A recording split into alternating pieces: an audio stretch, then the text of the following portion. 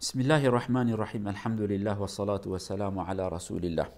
Esselamu aleyküm ve rahmetullahi ve berekatuhu. Değerli kardeşlerimiz, uzun bir zamandır bu aile sohbetlerine ara vermiştik. Bugün inşallah bu sohbeti yine yapacağız ve Allah nasip ederse belki devam ederiz. Etmeye çalışırız, bu konuyu da bitirmeye çalışacağız. Biz en son sohbetimizde hemen hemen 50 gün önce biz demiştik ki evlenen insanlara değişik alanlarda eğitim lazım. Dini eğitim, hakları bilmeleri için, ekonomi bakımında eğitim vereceksin. Bu insanlar kazandıkları parayla kendileri nasıl idare edecekler? Anne babalık eğitimi onlara vermemiz lazım ki bu insanlar yarın öbür gün anne baba oldukları zaman nasıl kendi ailelerini idare edecekler? Bunu söylemiştik. Aynı şekilde eşler arasındaki olan diyalogla ilgili bir eğitim vermemiz lazım. Bu insanlar birbirlerini anlamaları gerekir. Birbirleriyle konuşurken güzel konuşmayı yapacaklar, bunu öğrenecekler ve birbirleri nasıl anlarlar ve aralarındaki olan sorunları nasıl giderecekler, bu hususta eğitim vermemiz lazım. Bu insanlar eğer bu konuları bilmediği zaman, dini konusu, aile içinde bazı dini konular vardır. Mesela cinsel ilişki bakımında helal olan ve haram olan bazı ilişkiler var, bunu bilmiyorlar. Aynı şekilde eşler üzerinde, eşlerin birbirleri karşısındaki olan görev ve sorumluluk. Bunu bilmedikleri zaman bir bakarsın ki eşlerden birisi hakkı olan bir şeyi almaz, elde etmez, ona o hak verilmez. Veyahut da hakkı olmayan bir şey kalkıp da karşı taraftan ister. Veyahut da yapmaması gereken, ondan istenilmeyen bir şey kendi omuzlarına almış, yok efendim ben bunu yapacağım, ben buna mecburum. Buna benzer davranışlar. Bu eşler bu noktaları bilmediği zaman şunu iyi bir şekilde bilelim. Yuvalar rahmet yuvaları değil. Artık azap olacaktır, artık işkence olacak, artık sıkıntı yeri. Yani kişiler artık yuvamızı biz nasıl yıkarız, bu beladan nasıl kurtuluruz o şekilde düşünecekler. Kişi, erkekler ve kadınlar, evlenen kişiler eğer bu hakları bilmese ilk önce birbirlerine karşı zulüm sahibi olurlar. Birbirlerine zulmedecekler. Hak ve hukukunu bilmeyen, Allah'tan korkmayan, kendi sınırını bilmeyen bir erkek hanımına zulüm eder, haksızlık eder, döver, küfür eder, evden atar, ona kötü bir muamele eder. Çünkü Allah'tan korkmaz. Ve şöyle bir kanaati de vardır, zaten devlet de bana bir şey demez. Bu kanaatte olan bir insan Allah'tan korkmadığı zaman bu yanlışları yapar. Aynı şekilde bir bayan da Allah'tan korkmadığı zaman o da evin içinde veya da eşiyle beraber yapması gerekeni yapmaz. Ben bunu yapmam. Mecbur değilim. Erkek der ki ben buna mecbur değilim. Evlilik bazı mecburiyetleri getirir bize. Bunu bilmemiz lazım, kabul etmemiz lazım. Bugün meydana çıkan yok efendim erkek istediğini yapar, hanım istediğini yapar. Kimse kimseye muhtaç ve mecbur değil. Bunların sonu büyük tehlikelerdir. Bunların sonu yuvaların yıkılmasıdır. Bunların sonu artık yuvaların olmamasıdır. Artık haşa insanlar da hayvanlar gibi sadece cinsel ilişki bakımında bir araya gelecekleri, ihtiyaçlarını giderip ondan sonra haşa hayvanlar gibi herkes bir tarafa gidecek. Kimse analık yapmayacak, kimse babalık yapmayacak, kimse evlatları büyütmeyecek. Erkekler hanımlarına yardım, hanımlar erkeklerine, eşlerine yardım etmeyecekler. Böyle bir ortam meydana çıkacak. Böyle bir tablo meydana çıkacak. Yani artık haşa bu lafı haşa dedikten sonra inşallah yanlış bir şey anlaşılmaz. Hayvanlar gibi ihtiyaç olduğu zaman bir ara gelecekler, olmadığı zaman herkes kendi yoluna gidecek. Artık çocukları da kim yapacaksa. Nasıl şimdi bazı makinelerle kuşları yapıyorlar, yumurtaları oraya koyup da ondan sonra kuşlar meydana çıkar, civcivler olur. Artık belki insanlar da öyle yaparlar eğer olursa. Artık öyle bir şekilde duygu bağları olmayan, aile bağları olmayan, sevgi ve saygıyı bilmeyen, dayanışma ve merhameti bilmeyen bir nesil meydana çıkacaktır. O şekilde bir sıkıntı olur. Maalesef kişiler hak ve hukukları bilmediği zaman bu meydana çıkar. İkinci bir sıkıntı da şudur. Allah'tan korkmayan insanlar birbirlerine zulüm ederler. İkincisi Allah'ın tehditlerine karşı da saygısız oluyorlar.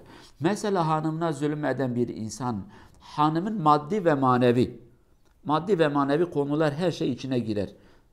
Maddi paradır, evdir, elbisedir. Manevi duygusaldır, konuşmadır, tatlı sözdür. Nefsi hakkı vermektir, cinsel ilişkide bulunmaktır. Birbirlerini o hususta tatmin etmeleri gerekir. Bu hakları vermediği zaman kalkıp da desen ki bak ey insan sen bunları yapmıyorsun. Sen bu hususta yanlış yaparsın. Bak Allah Azze ve Celle sana ceza verecektir. Bu dünyada devletin vereceği azap, cezadan kurtulsan bile Allah'ın elinden kurtulman mümkün değil. Bakıp diyorsun ki kim Allah'ın cezasını görmüş? Allah kimi yakmış? Veyahut da Allah beni cehenneme atıyorsa atsın bakayım ne olacaktır? Bu saygısızca lafı erkek söyler. Tam tersi bayan da aynı lafı söyler. Bu sefer eğer kadın haksız ise yani eşine karşı maddi ve manevi hakları görevlerini yerine getirmiyorsa ve şuna emindir ki devlet de ona bir şey demeyecek. Bu sefer onu Allah'la, dinle, imanla, Cenab-ı Allah'ın mahkemesi ile uyarmaya çalıştığın zaman ne olur Allah beni cehenneme atıyorsa atsın bakayım. Allah'ın laneti üzerime geliyorsa gelsin ne olacaktır? Bugün size ufak bir şey göstereceğim. Bu ateş var ya bu ateş. Deneyin bakayım. Bunu bir deneyin. Evde çakmak getirin, bir ateş yakın. Parmağınızı üzerine koyun bakayım. Ne kadar dayanabilirsiniz? Ağzınızı üzerine koyun. Dilinizi çıkartın bakayım. Diliyle Allah'a karşı isyan eden, eliyle eden, gözüyle eden, kulağıyla eden, vücuduyla hangi organıyla Allah'a isyan eden bir insan kalkıp da bu şekilde bir denesin bakayım. Dayanabilir mi? Alimler şöyle bir laf diyorlar. Ey insan, ateşe dayanabileceğin kadar Allah'a karşı çık. Gücün ne kadar var? O kadar isyan et. Hodri meydan, korkma Allah'tan. Madem ki o kadar cesursun, ateşi tahammül edeceksin, isyan et bakayım. Söyle Allah'ım senden korkacak halim yok. Beni yakacaksın, ben de yanmaya alışmışım. Her ne kadar cehennem ateşi daha kat be kat şiddetlidir. Bunu da o şekilde bilmemiz lazım.